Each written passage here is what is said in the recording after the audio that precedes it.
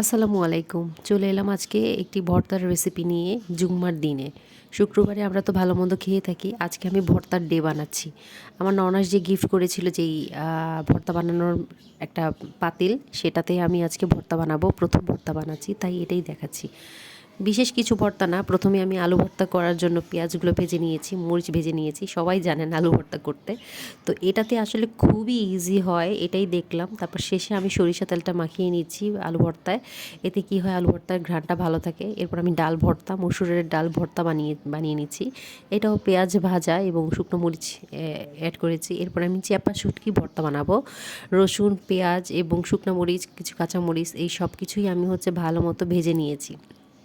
ভালো মতো ভেজে প্রথমে আমি একটু সামান্য স্বাদ মতো লবণ দিয়ে এটাকে আমি ভালো মতো পিষে নিব।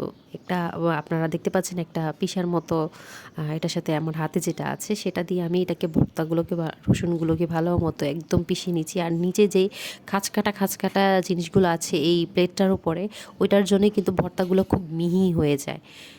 খুবই ভালো লেগেছে আমার এটাতে ১ম ভর্তা বানাতে। আমি পাটায় কখনো ভর্তা বানাইনি। এর আগে সবসময় আমি ব্লেন্ডারই ব্যবহার করেছি চাপা শুটকি ভর্তা বানাতে।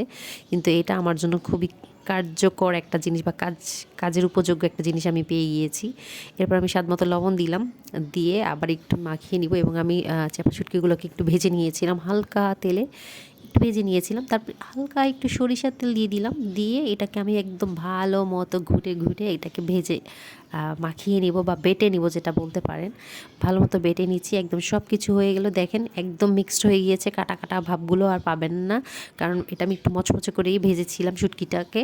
হয়ে গেল আমার ভর্তা, ৩ ধরনের ভর্তা, একটা আলু ভর্তা, ডাল ভর্তা আর চাপা শুটকি ভর্তা। কে কে আমার মতো চাপা শুটকি এবং এই ধরনের ভর্তা পছন্দ করেন অবশ্যই কমেন্ট করে জানাবেন।